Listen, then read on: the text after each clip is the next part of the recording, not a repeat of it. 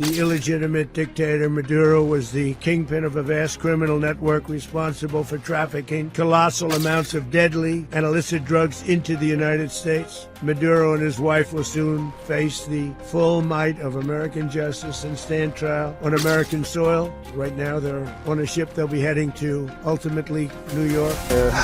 Very scary. Get out. We are invading. We are under attack. It was a mass disorder. The people run. The people take their cars and go to everywhere. Sahabat Kompas TV, Amerika Serikat melancarkan operasi militernya ke Venezuela dan menangkap Presiden Nicolas Maduro beserta istrinya pada tanggal 3 Januari lalu dalam aksi yang dinamai Operation Absolute Resolve. Operasi ini dilakukan oleh pasukan khusus Amerika Serikat dengan dukungan intelijen dan juga kekuatan udara yang masif guna menangkap seorang kepala negara yang sedang menjabat. Penangkapan ini menimbulkan kontroversi global yang sangat tajam, baik soal legalitas, kedaulatan negara, maupun implikasi geopolitiknya hingga mendapat respon keras dari negara-negara besar serta isu sumber daya strategis seperti minyak. Untuk itu, kita akan membahasnya bersama dengan jurnalis senior Kompas TV, Julius Human. Halo, selamat siang Mas Julius. Halo, selamat siang Aisyah. Apa kabar? Alhamdulillah, Mas Julius bagaimana, sehat? Sehat, baik-baik di sini. Alhamdulillah. Mas, ini kita mau tanya soal isu hangat yang sedang terjadi di dunia internasional, yaitu penangkapan Presiden Venezuela, Nicolas Maduro dan juga istrinya oleh Amerika Serikat pada Sabtu 3 Januari kemarin. Nah, operasi ini disebut Amerika Serikat sebagai Absolute Resolve Operation, di mana operasi ini sudah dirancang berbulan-bulan sebelum penangkapan. Dari yang kita baca, mulai dari rutinitas tidur hingga pergerakan Maduro ini dipetakan sendiri oleh intelijen CIA. Bahkan mereka juga sampai membuat replika safe house Maduro dan berlatih untuk hari penangkapan. Bagaimana menurut Mas Julius terkait operasi ini? Ya, ini operasi yang sangat panjang persiapannya, ada tahapan-tahapannya sampai ujungnya nanti ekstrasi Maduro dari tempat tinggalnya ya, in Fortuna itu. Nah, kalau kita flashback ke belakang, mungkin persiapan militernya sendiri sudah dimulai sejak beberapa bulan sebelumnya. Jadi kita tahu perairan di sekitar Venezuela itu sudah diblokade gitu oleh kapal perang Angkatan Laut Amerika Serikat. Sudah awalnya ada beberapa destroyer ke situ, terus kemudian seiring ketegangan yang makin intens, terus kemudian kita ingat ada beberapa penembakan terhadap kapal milik kartel narkoba itu. Jadi udah puluhan kapal ya, boat gitu, yang ditenggelamkan oleh Angkatan Laut Amerika Serikat. Seiring waktu, kemudian ada mobilisasi pasukan yang lebih besar. Ada pengerahan kapal induk,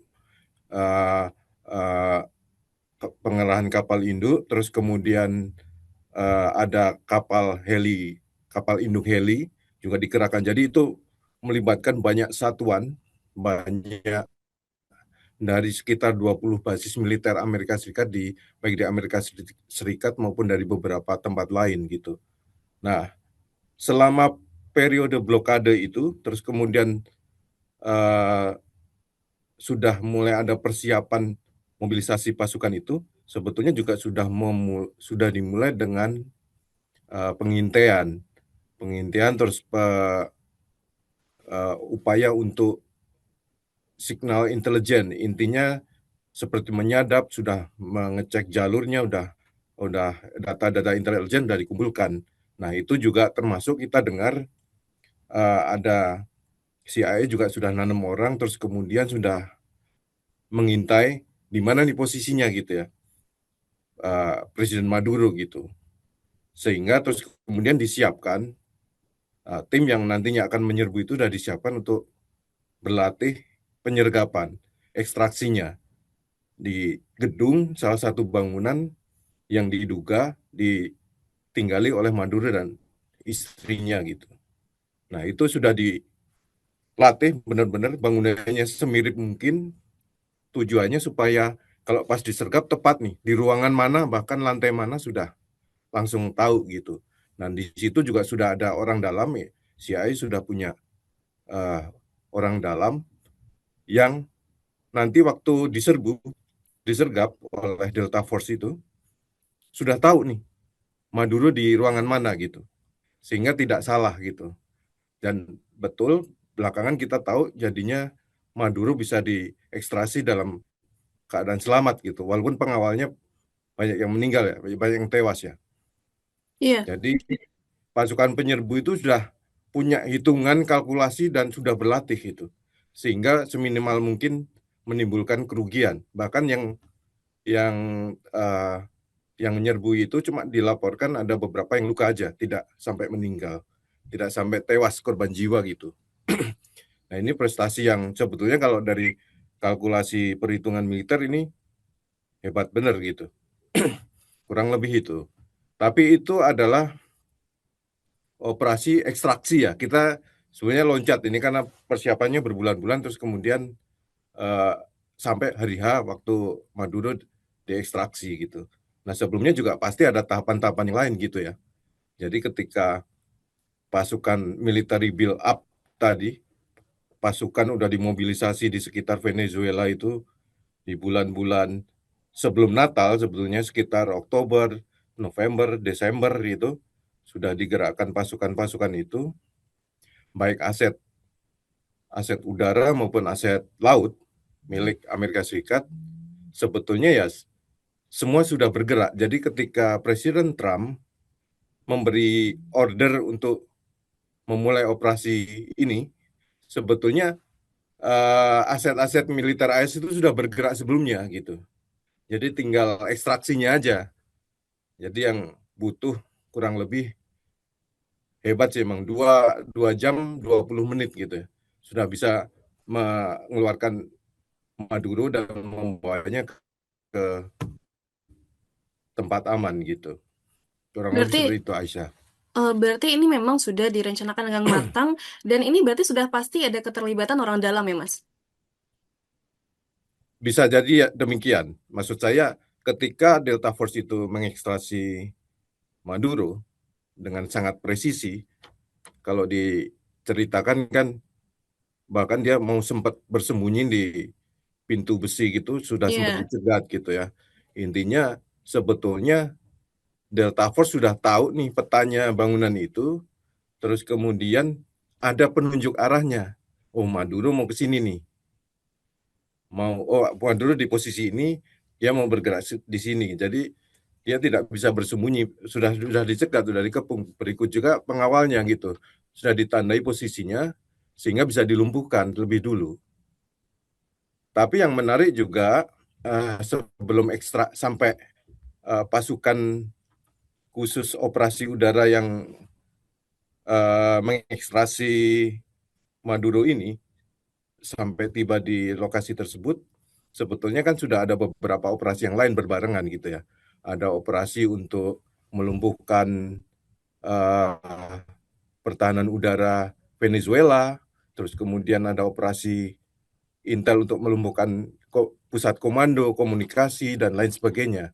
Sehingga kita lihat jelang sebelum diekstraksi itu sudah lumpuh duluan nih kekuatan pertahanan Venezuela, tidak mampu memberikan perlawanan berarti. Misalnya kan kita nggak lihat angkatan udara Venezuela melakukan perlawanan, misalnya Iya. ada pesawat tempur, kan kita tidak melihat itu. Nah, berarti Jadi kalau kita lihat kan berarti memang militer Venezuela itu yang lemah atau memang tidak ada perlawanan secara militer yang kuat terhadap serangan dari Amerika, Pak, Mas? bisa dibilang jauh lebih inferior, sudah pasti. Alutsistanya kan banyak mengandalkan dari Rusia dan Cina. Iya. Tapi sebagian juga sudah kuno, walaupun ada F-16 buatan Amerika Serikat sudah kuno. Juga cuma sedikit gitu.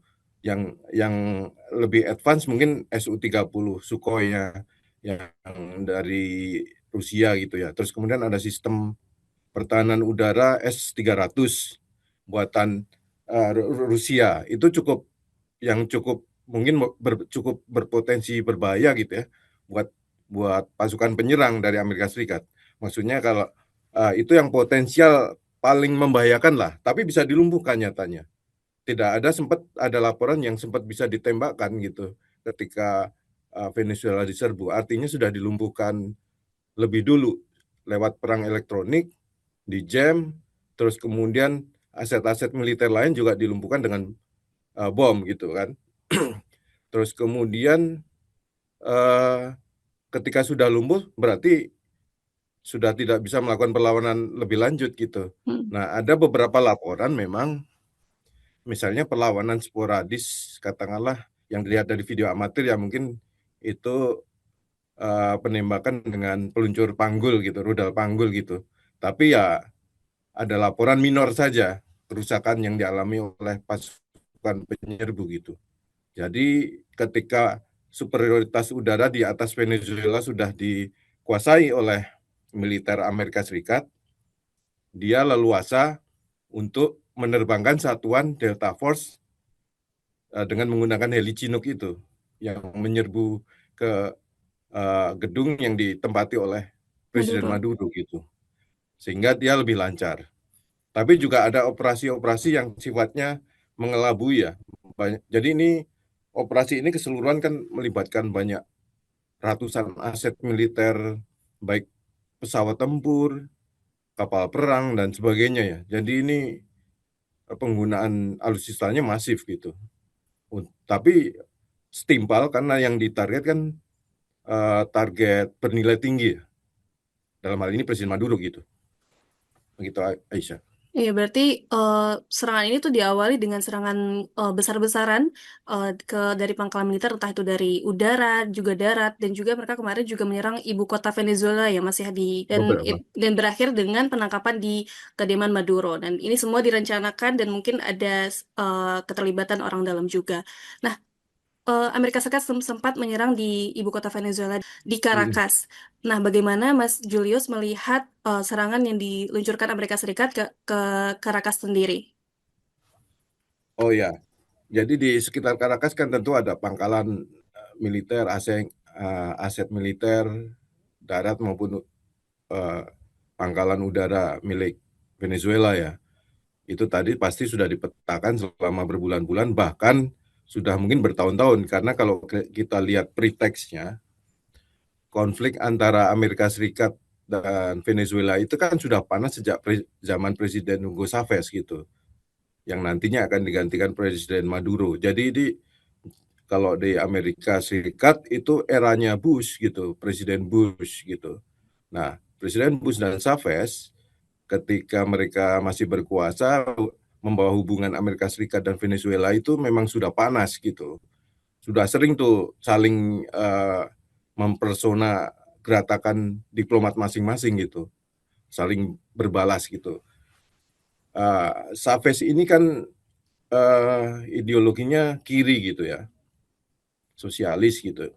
Nah, ini tidak klop dengan Amerika Serikat gitu. Dianggapnya ya ada pertentangan ideologis, ada perbedaan kepentingan, dan Chavez juga sudah kerap lah menyerang secara verbal misalnya di PBB, waktu sidang PBB menyerang Presiden Bush gitu ya. Nah, intinya hubungannya memburuk. Terus kemudian dari sisi Chavez menuding ada upaya dan berikutnya digantikan oleh Maduro ya, wakilnya gitu. Nah, di era Maduro juga sama, malah tambah intens karena ya ada kecurigaan mau ada kudeta dan sebagainya, ada kecurigaan Amerika Serikat ingin mengganti rezim di Caracas gitu. Nah, situasi ini terus memburuk. Nah, preteks ini kemudian bersambung ke tema tentang kartel narkoba. Ya. Nah, Maduro dinilai berkaitan bahkan memimpin satu kartel gitu atau terafiliasi dengan kartel narkoba yang menyuplai narkoba ke Amerika Serikat. Nah, situasi ini terus memburuk sehingga sampai Trump naik. Trump periode 1 juga sebetulnya sudah cukup panas ya. Nah, ketika Trump periode 2 ini, Trump lebih punya mungkin banyak kepentingan untuk menundukkan Venezuela gitu, atau minimal mengganti rezim yang ada, seperti yang kita lihat saat ini gitu. Itu Aisyah. Nah, Preteksnya berarti seperti itu. eh, Mas berarti kan dia juga tujuannya tidak hanya, kalau misalnya kita bilang tidak hanya untuk memberantas ataupun tadi dibilang tuduhan sebagai pimpinan organisasi kartel narkoba ya, tapi juga ada tujuan untuk mengubah rezim pemerintahan. Nah, mungkin apakah ada niat ataupun maksud lain, karena kita juga tahu Mas, ini kan sebenarnya Venezuela juga sebagai negara yang memiliki cadangan minyak mentah terbesar. Nah, Trump juga baru-baru ini mengatakan dia akan run the country dan mengambil alih kelola minyak Venezuela. Apakah tuduhan Maduro sebagai pemimpin kartel narkoba ini hanya kedok untuk menguasai minyak Venezuela, Mas? Ditambah juga pasca serangan ini, Trump juga mengincar beberapa negara seperti Meksiko, Kolombia, dan juga Greenland. Ini Ya. bagaimana Mas Julius melihatnya? Apakah ada hal lain yang lebih besar yang diincar oleh Amerika Serikat? Oke, biasanya objektif ya, maksudnya banyak kepentingan gitu, nggak cuma satu. Minyak itu mungkin salah satu, mungkin juga dia yang terbesar gitu, faktor yang mendominasi. Tapi ada faktor geopolitik juga dan sebagainya. Nah, kalau kita ngelihat eh, doktrin kebijakan luar negeri Amerika Serikat, ada pergeseran nih. Waktu zamannya Presiden Truman tahun 40-an itu ada doktrin Truman. Doktrin Truman kan terjadi ketika komunisme dianggap ancaman oleh blok barat, oleh Amerika Serikat sebagai pemenang Perang Dunia Kedua.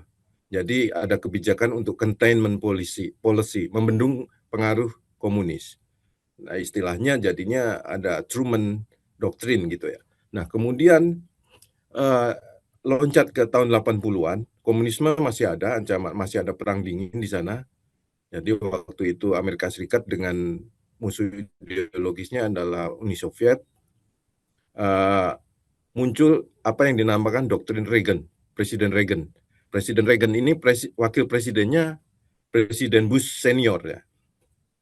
Nah, di era Reagan itu eh, ancaman komunisme dalam hal ini Uni Soviet itu coba dilawan dengan nggak terang-terangan gitulah. Jadi lewat proksi. Jadi perangnya lewat proksi. Kalau ngelawan Uni Soviet, pengaruhnya dilawan lewat proksi gitu.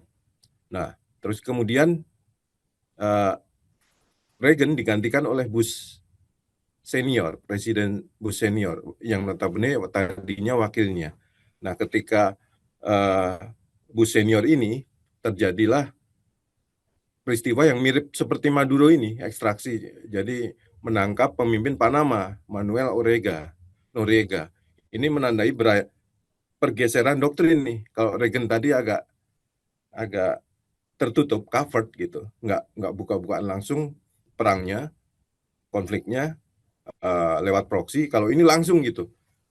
Manuel Noriega-nya negaranya diinvasi, terus kemudian Noriega-nya dibawa ke Amerika Serikat juga, diadili di Amerika Serikat sampai meninggal dia. Jadi ini mirip-mirip nih presidennya Maduro ini sebetulnya sudah ada presidennya yang namanya Manuel Noriega tahun 89 di era Presiden Bush. Jadi ada perubahan doktrin yang makin terbuka gitu. Langsung aja serbu invasi ke negara lain, ganti rezimnya gitu. Kalau zamannya Reagan nggak, proksi aja, perang proksi, nggak langsung gitu. Nah, kalau Bush ini sama nih. Kebetulan sama-sama Republik juga, seperti Trump gitu. Dari partai presiden yang berasal dari Partai Republik. Nah, Trump ini kan ekstrovert sekali. Dan dia sudah punya janji kampanye, baik di periode 1 maupun 2-nya dia, make America great again gitu kan. Itu kan menandakan dia pengen Amerika Serikat itu hegemoninya makin kuat gitu. Menginginkan Amerika sebagai kekuatan adidaya, hegemoninya semakin kuat gitu. Nah, ini ditunjukkan dengan kurang lebih ya seperti yang dia lakukan di Venezuela ini. Kan dia melanggar kedaulatan negara asing kan. Berarti dia, menurut Mas Julius, memang melanggar kedaulatan negara ya, Mas Iya, ya? jelas pasti. Dia meniru seperti yang doktrin Bush tadi, langsung saja tidak pakai proksi perangnya, tidak pakai pihak ketiga, tapi langsung melibatkan pasukan Amerika Serikat menginvasi masuk ke wilayah teritorial negara lain, terus kemudian menculik, menangkap pemimpinnya gitu kan. Itu kan pelanggaran kedaulatan nasional gitu. Nah, dia meniru seperti yang doktrin Bush, tapi sambil dengan menunjukkan bahwa ini loh dikdayanya Amerika Serikat gitu. Jadi ada perubahan, dan pesan ini tentu juga juga ditujukan kepada banyak pihak gitu. Secara global itu akan membawa dampak pengaruh geopolitik yang luas gitu. Misalnya ke Cina, misalnya ke Rusia gitu kan. Ini loh dikdayanya Amerika Serikat gitu. Dia seperti tidak mau didikte gitu. Bahkan kan dia seperti tidak mau tunduk dengan eh, apa ya, negara bangsa itu kan sudah traktat tahun 18 sekian gitu. 17 abad ke-17, abad ke-18 gitu ya. Bahwa negara bangsa itu ada kedaulatan wilayah, kedaulatan teritorialnya. Nah, itu dia langgar. Dia seperti mengangkangi uh, tatanan internasional gitu, norma internasional gitu. Termasuk PBB gitu. Bahkan dia kan setelah ini ada Greenland dan sebagainya gitu ya. Seolah-olah dia tidak mau diatur gitu. Karena dia tahu dia punya kekuatan dalam ini, kekuatan militer yang cukup besar gitu. Demikian Aisyah. Nah, tapi ini saya juga mengutip pernyataan dari guru besar HIUI itu, Mas, mengatakan kalau misalnya ada pro dan kontra terhadap operasi AS ke Venezuela ini, baik dari Venezuela sendiri maupun Amerika Serikat dan juga dunia. Ada pihak yang menentang, tapi juga ada pihak yang mendukung. Nah, tadi kan Mas Julius bilang kalau misalnya ini memang melanggar kedaulatan negara gitu. Nah, tapi kan Amerika Serikat sendiri mengklaim inilah sebuah tindakan penegakan hukum internasional. Nah, bagaimana Mas Julius melihat hal ini? Nah, inilah di publik Amerika Serikat sendiri juga terbelah gitu ya. Taruhlah di Senat juga terbelah, di Kongres terbelah, terutama Ya. antara partai ya, yang mereka yang berasal dari Partai Republik maupun yang dari Partai Demokrat gitu. Nah, intinya kalau dari Republik cenderung untuk cari pembenaran gitu. Sementara yang Demokrat, beberapa di Senat terutama, menganggap aksinya itu ilegal karena dia harus approve dulu dari parlemen gitu ya, dari Senat, dari Kongres. Nah, cuma pro kontranya adalah diklaim bahwa operasi yang dilakukan di Venezuela ini terbatas, bukan perang total gitu, Hmm. sehingga tidak perlu persetujuan Kongres.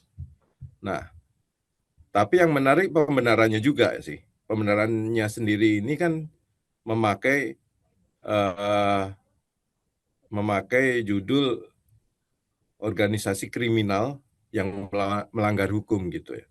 Organisasi, jadi kartel-kartel ini dianggap melanggar hukum Amerika Serikat karena mereka mengekspor narkoba, menyelundupkan narkoba untuk ke dalam Amerika Serikat.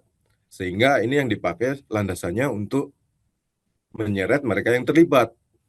Dan Presiden Maduro dianggap uh, terlibat upaya untuk terkait terafiliasi dengan kartel ini gitu ya. Nah, ini yang dipakai pembenarannya gitu. Jadi ada upaya lewat jalur hukum, makanya yang menangani itu ada Departemen Kehakiman, ada FBI, ada DEA, jadi BNN-nya dia, terus kemudian instrumen yang dipakai untuk menjalankan operasi ini militer AS dengan demikian gitu ya. Jadi ada upaya pelanggaran. Jadi pelanggaran kalau dalam norma internasional pelanggaran kedaulatan negara lain ini dipayungi dengan pembenaran bahwa ini adalah upaya penegakan hukum karena ada kartel narkoba yang melakukan pelanggaran hukum terhadap objek di Amerika Serikat gitu. Begitu Oke, Aisyah. Mas. Oke, Ini ya Mas. perdebatan yang terjadi.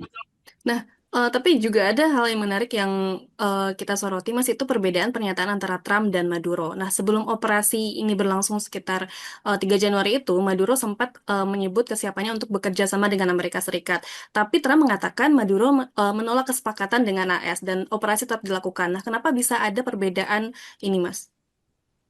Kalau saya melihat mungkin itu sekitar awal-awal tahunnya, Iya. antara tanggal 1 atau 2 gitu ya sebelum serangan dilakukan. Uh, Mungkin dialog itu sudah diputus duluan dengan Trump sebetulnya karena memang sudah uh, katakanlah sudah ada lampu hijau untuk dan sudah tentu saja sudah ada persiapan militer ya, Iya. sudah ada perencanaan militer untuk mungkin mengekstraksi dia. Terus kemudian kan kalau kita tarik lagi preteksnya di ketika bulan Januari 2025 itu Trump mungkin ini baru-barunya periode duanya dia ya Mm-mm. berarti ya. Nah itu kan dia sudah mengeluarkan perintah eksekutif yang memasukkan kartel-kartel narkoba itu sebagai organisasi kriminal yang melanggar hukum tadi. Jadi sebetulnya sudah ada preteks sementara uh, Presiden Maduro ini dianggap bertanggung jawab, terlibat bahkan terafiliasi gitu, dianggapnya oleh pemerintahan Trump itu. Nah, ditarik setahun kebelakangan itu, di beberapa bulan terakhir itu mungkin sudah lebih dari 20 penembakan kapal-kapal bot itu, kapal-kapal bot yang membawa narkoba itu. Dan itu juga sudah pro kontra sendiri, itu dianggap ada yang di dalam publik Amerika Serikat sendiri menganggap tidak ilegal gitu. Kita tidak punya kekuatan penggunaan militer untuk uh, melumpuhkan, menghancurkan, menembak kapal-kapal bot itu gitu. Karena itu ada yang menganggap bukan kombatan gitu, bukan kombatan yang punya kemampuan untuk sepadan dengan militer gitu. Nah itu sudah menimbulkan kontra. Nah preteks selama setahun itu mungkin sudah tidak unnegotiable gitulah. Intinya sudah mungkin Trump sudah meyakini itu tidak bisa dinegosiasikan lagi. Memang dalam dalam bahasa yang mudah mungkin Amerika Serikat memang sudah merencanakan untuk mengganti rezim gitu gampangnya. Artinya Maduro memang harus disingkirkan gitu. Jadi kita harus melihat preteksnya bahwa mungkin bahwa Maduro sudah negosiasi itu mencoba untuk bernegosiasi tapi tidak ditanggapi Trump itu memang sudah point of no return gitu buat Trump gitu. Sehingga ya sudah tidak ada pilihan lagi buat Maduro gitu selain akan ditangkap gitu. Oke, berarti Demikian. memang dari awal itu memang mungkin bisa disebut juga karena negosiasi tidak berhasil, maka Trump membulatkan tekad untuk menangkap si Maduro tadi ya, Mas ya. Walaupun si Maduro bilang Ya, dia menerima kok kerjasama. Nah, Mas, ini kan serangan ke Venezuela ini juga membuat tadi kita bilang kalau misalnya si Trump juga mengincar negara-negara lain seperti Greenland, Kolombia, dan juga Meksiko. Nah, mereka mulai wanti-wanti, Mas. Bagaimana menurut Bang Julius terhadap dampak geopolitik dari serangan ini? oke. Kalau klasternya di Amerika Selatan itu kan seperti eh, halaman belakang Amerika Serikat ya. Ya kan di selatan Amerika Serikat, jadi negara-negara di Amerika Latin itu, Amerika Selatan itu dari sejak tahun 70-an itu memang terafiliasi banyak pemimpinnya bisa dikelompokkan sebagai sosialis atau kiri gitu. Ada Kolombia, ada Nicaragua, Kuba gitu ya. Segolongan dengan Venezuela gitu. Seperti yang ideologinya Chavez gitu. Nah, ini secara ideologis di era Perang Dingin sudah pasti jadi ada hambatan ideologis dengan Amerika Serikat. Sementara ini di halaman belakangnya Amerika Serikat gitu kan, di halaman belakangnya Amerika Serikat. Nah, ini secara geopolitik mungkin Washington perlu menetralisir ini gitu. Dan dalam sejarahnya di era Presiden Reagan misalnya sudah ada gerakan kontra untuk uh, apa berusaha untuk melumpuhkan kelompok kiri ini kan yang di Nicaragua dan sebagainya. Ada upaya mengganti Fidel Castro misalnya kan sudah sejak tahun 60-an sudah dimulai gitu karena ini ada perang dingin antara Barat dan komunisme gitu. Nah, selanjutnya Venezuela ini kan terakhir-terakhir ini mitra ketika naiknya Chavez itu kan mengambil jarak dengan Amerika Serikat. Nah, dia mendekat ke Cina dan Rusia yang notabene adalah pesaing global buat Amerika Serikat gitu ya. Bahkan Cina itu. Sekarang kan adidaya yang bisa dianggap berpotensi menandingi kedikdayaan atau hegemoni Amerika Serikat di panggung global. Nah, eh, Venezuela ini banyak ekspor impornya bergantung pada Cina dan Cina. Rusia. Nah, ini tentu ada ketidakklopan dari segi satu tadi ideologi, terus kemudian afiliasi secara geopolitik ya. Nah, ini sepertinya mengganti rezim ya. Mungkin solusinya seperti itu, lebih mudah gitu buat mungkin di mata Trump untuk menggeser, untuk menciptakan halaman belakang yang aman bagi Amerika Serikat gitu. Nah, kemudian kita setelah Venezuela terus kemudian ada isu Greenland ya. Mm-mm. Walaupun Greenland ya sebetulnya sudah beberapa waktu lalu juga sempat tuh jadi sudah diisukan mau dibeli lah di ini. Bahkan dari zaman uh, jauh-jauh mungkin sahabat sebelumnya juga sudah sempat mau dibeli sama Amerika Serikat. Cuma mencuat lagi di era Trump gitu. Nah, ada apa ini gitu. Nah, mungkin saya harus kembali ke Presiden Trump yang ingin membuat Amerika great again gitu. Nah, kalau kita lihat Greenland itu ada beberapa motif kemungkinan. Satu, secara geopolitik, dia ada di tengah-tengah antara benua Amerika dan yang di sebelah kanannya ada Rusia, terus ada Eropa gitu ya, terutama Rusia, dan secara geografis itu lebih dekat ke Washington daripada ke Caracas gitu. Mm. Daripada ke Denmark gitu. Nah, kemudian nah, di Arktik itu ada isu pemanasan global yang membuat es lebih cepat mencair gitu ya. Nah, dengan mencairnya uh, es di Antartika itu, es di Greenland bisa membuka lalu lintas perdagangan di sana, sehingga bisa dilalui oleh kapal-kapal laut. Nah, ada laporan, nah, ini tuduhan Amerika Serikat bahwa kapal-kapal Rusia dan Cina berseliweran di sana gitu. Artinya ini kan ada perang ekonomi, ada potensi perang ekonomi gitu. Ada yang menyebutnya sebagai Cina sedang membangun Silk Road di kutub gitu, di daerah kutub. Ya ini kan lalu lintasnya nanti ke Eropa gitu kan, pintu masuk ke Eropa gitu. Nah, ini dari sisi geopolitik. Kemudian sisi dari mulai mencairnya es di sana yang bakal membuka lalu lintas gitu.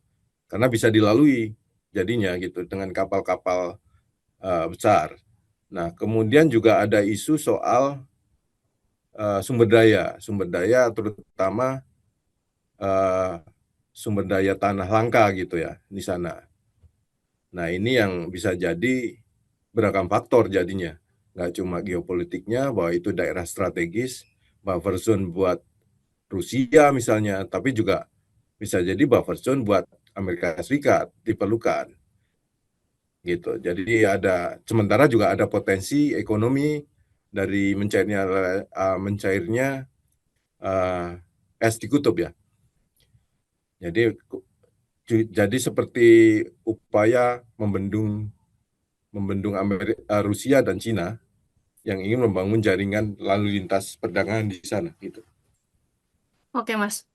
Nah, tadi juga ada faktor perang ekonomi ya, Mas ya, antara si Amerika dan juga Cina dan Venezuela gitu. Ya, Nah, kalau misalnya kita melihat dampak geopolitik serangan AS ini ke Venezuela di kawasan Asia, bagaimana, Mas? Apakah berbahaya untuk kita kawasan Asia, khususnya Indonesia dan sekitarnya? oke. Nah, pemain globalnya mungkin yang bisa kita sebut negara adidaya kan mungkin tinggal Amerika Serikat dan Cina ya gitu. Yang punya adidaya itu yang punya segenap kekuatan, misalnya nuklir, punya kemampuan luar angkasa dan sebagainya. Militer, ekonomi, besaran ekonomi, dan yang bisa menanding Amerika Serikat adalah Cina. Rusia mungkin sudah lebih lemah, tapi dia masih tidak cukup punya kekuatan global, tapi dia masih diperhitungkan gitu. Nah, kita tahu bahwa hegemoni Amerika Serikat, baik ekonomi maupun militer itu selalu dibayang-bayang Cina ya. Nah, terutama titik-titiknya itu ada di Asia Pasifik, terutama di Laut Cina Selatan yang sering panas, terus kemudian kita tahu di Taiwan, soal Taiwan gitu kan. Terus di Taiwan itu ada Korea Utara yang dekat Cina yang sering menembakkan rudal balistik, yang sering menguji rudal balistik gitu, dan membuat ketegangan di kawasan lah gitu ya. Nah, kalau misalnya kalau misalnya kasus Venezuela itu meluber, kasus Venezuela itu berdampak ke ke kawasan lain, itu mungkin dalam bentuk ketegangan gitu. Jadi negara-negara yang misalnya seperti Cina, Rusia, terutama Cina ya, Cina tentu akan berhati-hati, bisa terus memicu dia untuk memperkuat barisan lebih ketat lagi atau lebih strict lagi, bahkan untuk mengamankan kepentingannya, baik di Laut Cina Selatan, soal Taiwan, dan sebagainya. Bisa jadi akan menambah tensi gitu. Peristiwa karena dia melihat gitu, Amerika Serikat bisa senekat itu, bisa secara unilateral dia bisa mengangkangi aturan internasional, tapi juga dengan menunjukkan kekuatan militer yang mumpuni, yang besar gitu, dan bisa mengekstraksi presiden negara lain gitu. Itu membawa pesan tidak saja bahwa ini membawa pesan semacam, bisa jadi Amerika Serikat ini membawa ancaman gitu ke palagan yang lain di Laut Cina Selatan dan sebagainya. Dan Beijing pasti akan memikirkan nih, langkah apa yang tepat untuk merespon itu. Dia nggak mau kelihatan lemah gitu. Jadi kita tahu nih, setelah operasi kemarin itu yang di Venezuela itu, Beijing dikabarkan juga mempelajari nih taktik militernya nih, bagaimana militer Amerika Serikat menggelar operasi untuk mengekstrasi Maduro gitu. Bagaimana nih pergerakan pasukannya, penggunaan kapal induk helinya, terus kemudian pergerakan pasukan, mobilisasi, semua dipelajari sama Cina. Tapi bisa jadi terkait dengan konflik-konflik yang potensial panas di Taiwan maupun di Laut Cina Selatan, bisa jadi juga menambah tensi. Kan musuh pasti tidak mau kelihatan akan lebih inferior. Oh, ternyata Amerika Serikat bisa begini, kita juga harus bisa begini gitu. Dia pasti sudah menyiapkan responnya. Bisa jadi menurut saya bisa menimbulkan sikap alert gitu Cina untuk merespon gitu. Ya, bisa jadi berkontribusi pula, bisa meningkatkan ketegangan, semakin meningkatkan ketegangan ke kawasan secara tidak langsung. Tapi kalau dari sisi Amerika Serikat, pertunjukan yang kemarin ada di Venezuela itu, dia seperti ingin menunjukkan bahwa Amerika Serikat ini loh, hegemonis. Washington ini seperti ini, punya kekuatan besar yang bisa mendikte gitu. Dan itu menurut saya bagian dari kampanye geopolitik juga, untuk membawa pesan ke Moskow, membawa pesan ke Beijing, membawa pesan kepada Uni Eropa dan lain-lain bahwa Amerika Serikat di atas segalanya gitu. Dia yang bisa mendikte nih gitu. Ini show of force gitu ya. Secara tidak langsung ada show of force dan kita tahu kan, ini Putin baru mengeluarkan perintah eksekutif untuk menarik keterlibatan Amerika Serikat di beberapa badan PBB kan, yang sebetulnya ya mungkin ya lembaganya masih minor-minor gitu ya. Kategorinya nggak UN apa gitu. Udah ada puluhan lembaga yang dia tarik gitu. Amerika Serikat nggak mau mulai menarik diri. Nah, ini kan aksi unilateral Amerika Serikat ini seperti ingin menunjukkan pesan bahwa Amerika Serikat makin kuat gitu. Jadi ini ada, mungkin kalau merujuk pada Gramsci, ini namanya nggak sekedar hegemoni, ini berubah nih jadi dominasi gitu. Dia ingin menunjukkan dominasinya sebagai kekuatan global, dan itu pesannya disampaikan ke pesaing globalnya juga yang namanya Cina dan mungkin Rusia gitu. Demikian Aisyah. Dan berarti akan bisa menambah tensi dan juga ada sifat dari Amerika Serikat yang ingin pamer ya Mas ya. Nah, tapi Ya. kalau terakhir nih Mas, dari PBB sendiri bagaimana sih Mas sikapnya seharusnya terhadap keadaan seperti ini? Nah, PBB ini mungkin situasinya dilematis ya. Eh, dia terdiri di Dewan Keamanan, terdiri beberapa anggota tetap yang bisa memveto gitu. Jadi artinya mau artinya tidak mungkin di Dewan Amerika Serikat ini melihatnya begini. Dia merasa superior sehingga mungkin tidak perlu merasa mendengarkan gitu aksi unilateral ini. Dan ini sebetulnya ya sudah seringlah dilakukan Amerika Serikat ya, operasi-operasi unilateral ya, menyerang Irak misalnya. Kan itu tidak dengan persetujuan PBB, tidak sesuai dengan konvensi internasional gitu, melanggar kedaulatan negara lain, uh, tidak ada dasar hukumnya gitu, kecuali dengan lewat PBB. Tapi PBB dia lewatin juga yang sebelum-sebelumnya gitu. Sehingga menurut saya mungkin PBB dalam situasi yang tidak bisa apa-apa gitu. Bahkan kita tahu kan ketika isu Greenland itu dilempar oleh Trump, Uni Eropa sendiri aja ini sekutunya gitu. Mereka bingung juga gitu. Bahkan Perdana Menteri Denmark kan ngasih sinyal tuh, wah bisa pecah ini Uni Eropa, NATO gitu. Karena kita sama-sama anggota NATO, tapi malah uh, tersulut oleh isu pengambilan Greenland gitu. Nah, menurut saya yang tadi itu yang terjadi. Amerika Serikat ingin menunjukkan hegemoni yang lebih besar. Dengan kata lain sebetulnya dia tidak sekedar ingin hegemoninya lama. Hegemoni yang lama itu kuat, tapi dia ingin menunjukkan bahwa dia dominan. Dominan itu disampaikan kemana-mana, baik ke sekutunya maupun bahkan ke tentu saja ke musuhnya, yang musuh globalnya Cina gitu. Nah, Venezuela ini memang jadinya banyak kepentingan ya. Jadi ada kepentingan untuk mengamankan halaman belakang Amerika Serikat, mengamankan halaman Amerika Serikat itu kan di situ ada Kuba, ada beberapa pemerintahan Brasil yang pemimpinnya sosialis juga gitu. Ini membawa pesan satu kawasan di halaman belakang Amerika Serikat.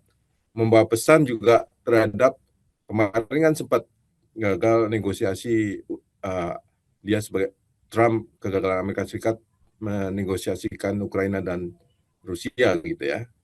Nah, ini juga akan membawa pesan buat Rusia, jangan main-main gitu. Nah, berikutnya yang tadi, yang global tadi. Cina yang mau masuk di Venezuela kena pesan itu, terus kemudian di palagan yang lain, di kawasan yang lain, misalnya di Laut Cina Selatan, berarti Cina harus, ini loh superiornya Amerika Serikat gitu militernya. Terus kemudian di Taiwan jangan macam-macam, jangan invasi ya. Itu kan pesan. Tapi kemarin kita juga dengar yang tadi saya bilang, Cina tentu juga tidak ingin terlihat lemah dengan aksi Amerika Serikat di Venezuela.